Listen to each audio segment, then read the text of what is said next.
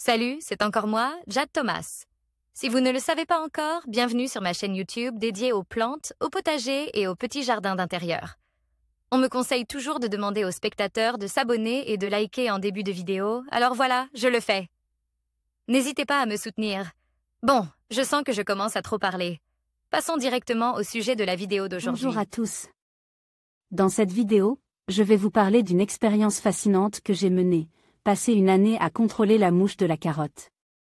Cette petite créature peut causer de grands dégâts dans nos cultures, et j'ai décidé de plonger dans le sujet pour découvrir les meilleures méthodes de lutte et de prévention. Je partagerai avec vous mes observations, mes réussites et mes échecs, ainsi que des conseils pratiques pour protéger vos carottes. Restez avec moi pour explorer ensemble cette aventure passionnante. Par Larry Hodgson, 7 mai 2018, passer une année pour contrôler la mouche de la carotte. On voit rarement la mouche de la carotte ou son asticot, ils sont très petits et discrets, mais les dégâts qu'ils provoquent aux racines sont très visibles. Source, Gardening. Witch.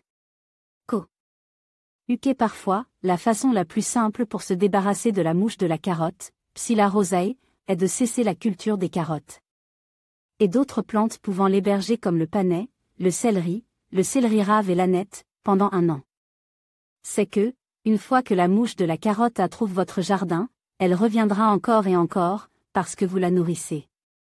Si vous cessez de l'alimenter, elle mourra. Voici la situation.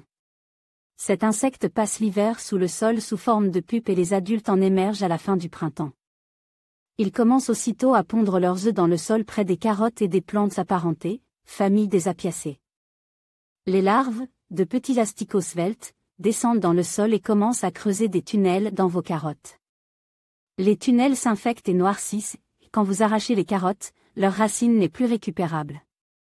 Puis, le cycle recommence au printemps suivant.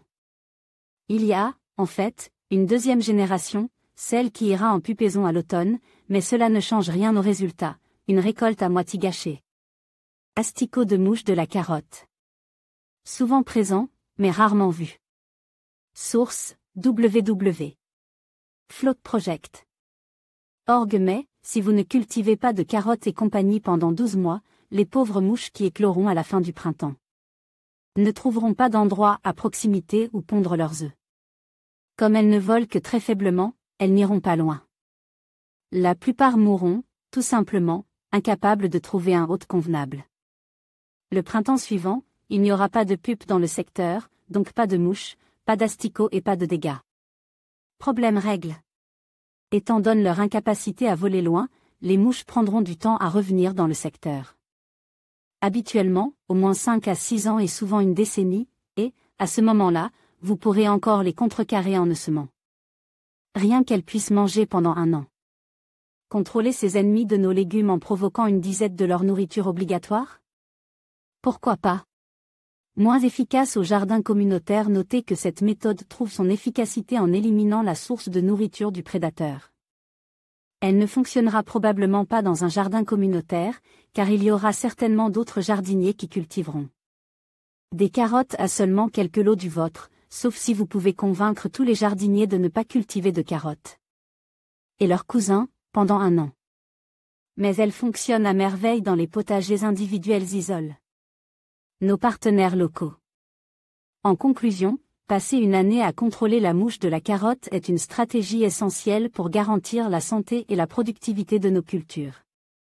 En adoptant des méthodes de prévention et de gestion adaptées, nous pouvons réduire l'impact de ce ravageur et assurer une récolte abondante. N'oublions pas que la patience et l'observation sont nos meilleurs alliés dans cette lutte. Merci de nous avoir suivis, et à bientôt pour d'autres conseils sur le jardinage durable.